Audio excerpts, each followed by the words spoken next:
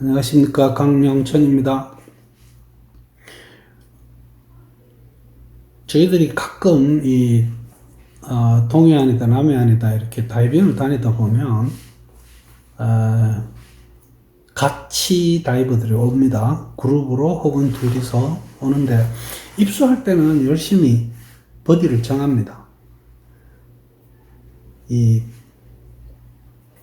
경상도 말로 네캉 버디 하자 이렇게 하죠. 그래서 또 들어갈 때 보면 같이 들어갑니다. 근데 나올 때 대부분 홀로 나오는 경우들이 꽤 많죠. 저도 그 최효숙 트레이너와 함께 첫 리버보드를 호주에서 했었는데, 들어갈 땐 같이 들어가고 나올 때 계속 혼자 나오는 경우들이 많았습니다. 그러다가 다이빙 마스터한테 한번 엄청 혼났습니다. 이게 저희들이 다이빙 하는 어떤 습관 같은 게 잘못 들어 있었던 거죠. 근데 최근에 이 교육단체에서 이 솔로 다이빙이라고 해서 혼자 다이빙 해도 좋다고 하는 취지의 어떤 그 조건을 내걸고 교육을 하고 뭐 이런 거를 볼 수 있습니다. 오늘 제가 그 이야기를 한번 해볼까 합니다. 그래서 우리말로 하면 홀로고, 영어로 하면 솔로가 됩니다. 이 솔로 다이빙. 이게 뭘 의미하는지, 어떤, 사람들이 하는지, 또 이 솔로 다이빙이라는 어떤 교육 프로그램이 어쩌다 생겼는지, 과연 버디 시스템에 어떤 단점이 있어서 이렇게 솔로 다이빙이라는 것을 사람들이 고안해서 이상한 짓을 하고 있는지, 또 이 솔로 다이빙 혹은 솔로 다이버를 교육하고 있는 단체가 어떤 게 있는지, 또 그 교육에 어떤 게 포함되어 있나를 제가 준비를 했지만, 사실 뭐 이거는 크게 의미가 없을 것 같아서 마지막으로 결론까지를 한번 말씀을 드리겠습니다. 정의는 그렇습니다. 이 영어로는 솔로 다이빙이고요. 이 교육단체마다 이름이 조금씩 다릅니다. self-reliant, 자기 자신에게 의존하는, 그러니까 혼자 다이빙하는 뜻입니다. 그 다음에 independent, 독립적인.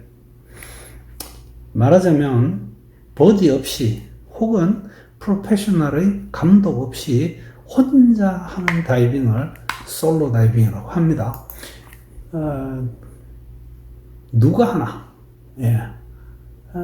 스쿠버 다이빙에 대한 이야기가 제가 주로 드리고자 하는 이야기고요. 우리가 프리 다이빙의 경우는 원칙은 버디 다이빙이 원칙인데, 같이 내려갔다 같이 올라오는 경우도 있겠지만, 한 사람 내려가면 한 사람이 위에서 보고 있고, 또 그 내려간 사람이 올라올 때 또 버디가 내려가는 이런 시스템을 하는 경우도 있습니다. 그러고 보면 같이 하지만 혼자서 다이빙하고 있는 경우들도 있을 수 있을 겁니다. 그리고 호카 다이빙은 대부분이 혼자 하죠. 팀이 있는 경우도 있지만 그런 걸로 알고 있습니다. 그 다음에 이 가압 슈트 다이빙을 하는 게 있습니다. 이 슈트 안에 조금 압력을 좀 가해가지고 하는 다이빙인데, 뭐 이것도 제가 이야기하고 싶은 내용의 범위를 벗어나기 때문에 생략하겠습니다. 누가 하나 계속합니다. 강사분은 초보 다이버 동반하는데 진력이 나서 스스로 교육하는 버디 다이빙을 어기는 경우들이 있습니다.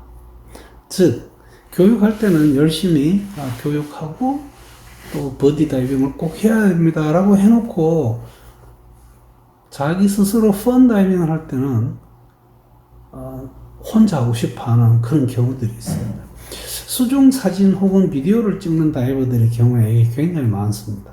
사실 이런 분들을 옆에서 버디 할 때는 굉장히 고통스러운 경우가 많죠.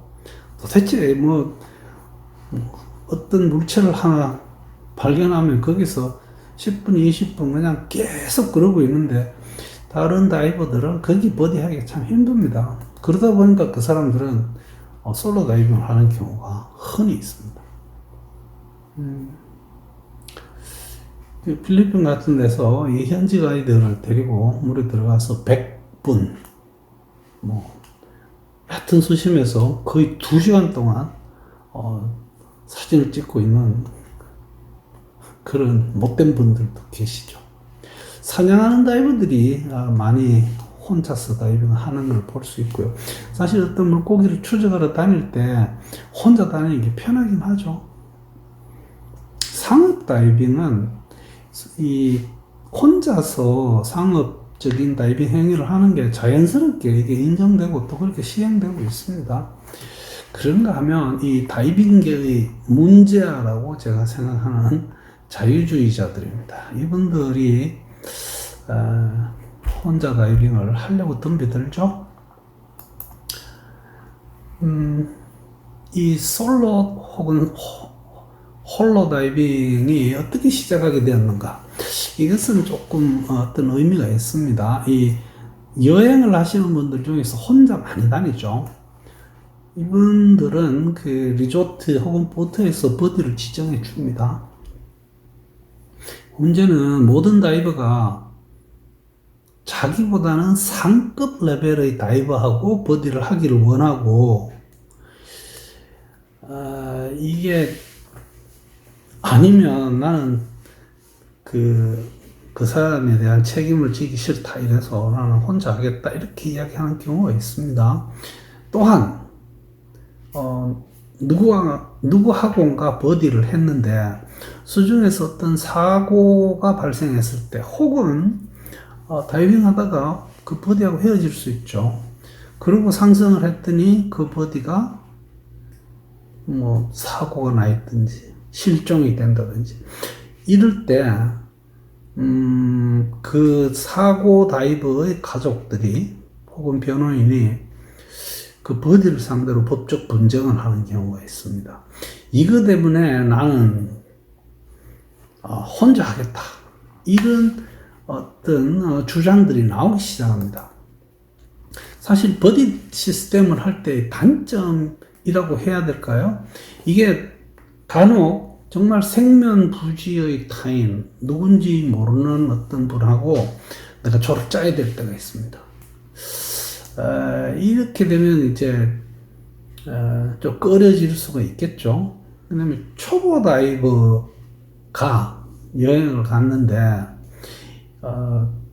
보통은 리조트에서 그 리조트 혹은 리버보드 같은 데서는 그 다이버가 로고북 같은 게 보니까 많이 좀 부족하다.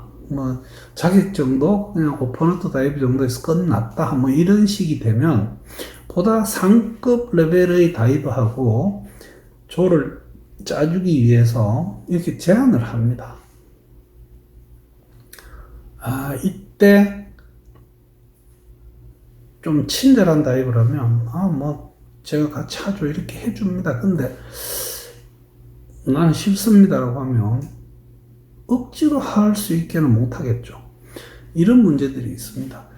조금 전에 말씀드렸어요. 이 사진 마크로 하시는 분들은 이 버디를 같이 한다는 게 정말 고역입니다. 그 감안해서 제발 좀 이렇게 조절을 좀 하십시오. 버디 시스템을 내가 잘 모르는 분하고 할 때는 반드시 상대방의 장비가 어떤 유형인지를 잘 파악해야 됩니다. 버클이 어디 있고, 벨크로가 어디 있고, 하는 것들을, 보조호흡기는 어떤 형태인지, 이런 것들을 미리 다 파악을 해야지. 그래서 어떤 파티에서는, 같은 레벨이 똑같은 장비 유형을 사용해서 다이빙하라고 강요하는 그런 단체도 있죠. 또한 만약에 버디를 지정해 줬는데 그 버디가 공기 소모가 너무 많다든지 하면 그 버디 때문에 내 다이빙 시간이 단축됩니다. 이렇게 되면 많이 싫어하게 되는 거죠. 이런 것 때문에 홀로 다이빙을 하겠다고 덤벼드는 교육단체들이 있습니다. 근데 이건 실제로 이 교육단체에서 이것을 강조하거나 이것을 뭐 권장하거나 하는 건 저는 아니라고 봅니다.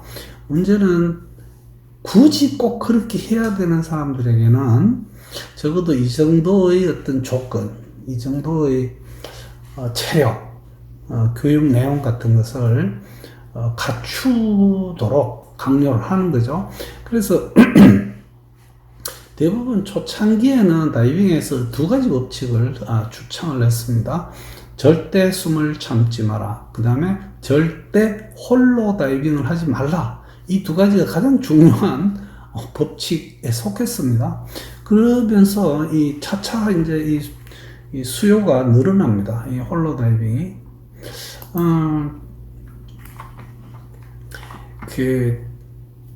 대부분 교육단체에서 이 솔로 다이빙은 테크니컬 레벨로 간주를 했습니다. 1999년에 그 SDI, TDI, 거기서 레크레이션 다이빙을 교육한 SDI 파트에서 소위 이 솔로 다이버라고 하는 인정증을 발급하는 첫 교육단체가 됩니다. 엄청나게 반대를 했죠. 패디, SSI 다 마찬가지고요. 이 솔로는 말도 안 된다 이렇게 했었지만 결국은 2011년에 패디도 Self-Reliant Diver라고 하는 홀로 다이버 교육을 추천을 하게 됩니다. 그런 다음에 SSI는 Independent Diver라고 합니다. 그 이외에도 뭐 시마스의 자기 구조 다이버, INT도 self-sufficient, 혼자서 넘치는 능력을 가진 다이버라는 거죠. 그 CDG는 이 케이브 다이빙 그룹이라고, 거기서도 마찬가지고요. 이 D와 S도 이 솔로 다이빙 교육을 하고 있습니다. 그 대부분의 경우에 이 참가 자격은 이 단체마다 조금씩은 다릅니다. 최소 어드밴스드 오픈워터 다이버고 성인이라야 하고요. 다이빙 로그가 50회에서 100회 이상 돼야 되는 걸로 되어 있고 그 건강진단서 제출을 의무화하고 있으면서 체력 테스트를 합니다. 이것도 조금 차이는 있지만 뭐 수영과 그 다음에 모든 장비를 착용하고 어떤 거리를 이렇게 수영하는가 이런 걸 봅니다. 야간 다이빙, 딥 다이빙 자격을 주로 요구를 하고요. 이 솔로 다이빙에 대한 면책 동의서를 반드시 제출해야 됩니다. 여러 가지 그 조건들이 교육단체마다 비슷하지만 조금씩 다르게 나와 있습니다. 법적인 문제가 있습니다. 이것은 스쿠버 다이빙 활동을 법적으로 규제하는 나라는 드뭅니다.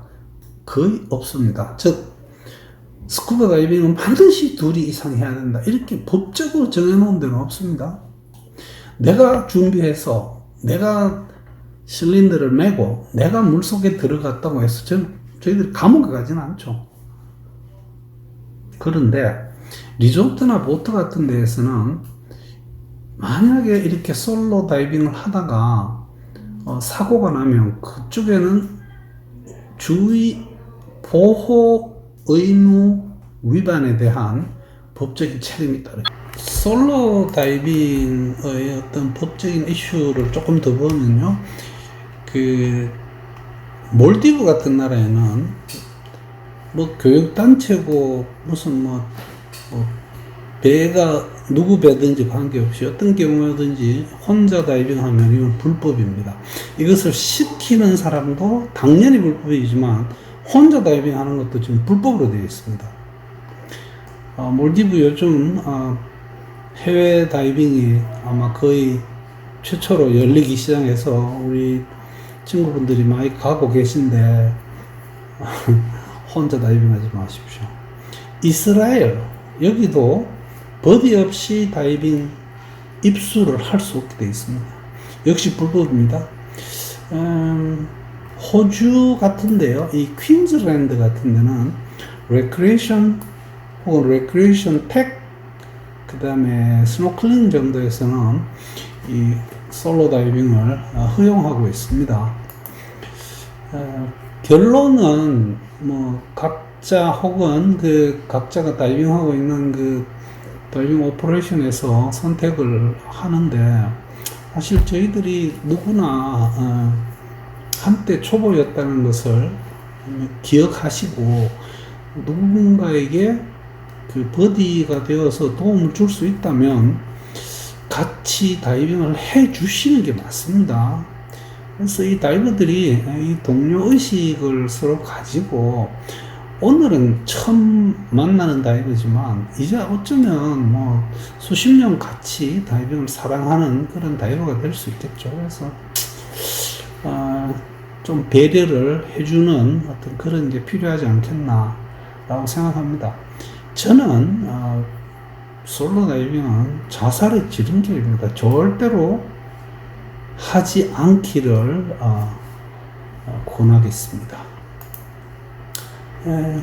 오늘 그 홀로 다이빙, 솔로 다이빙 이야기를 드렸습니다. 절대로 이 다이빙은 혼자 하는 그런 게 아니죠.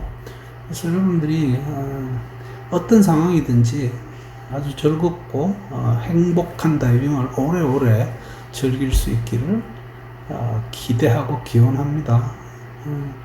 들어주셔서 대단히 감사합니다.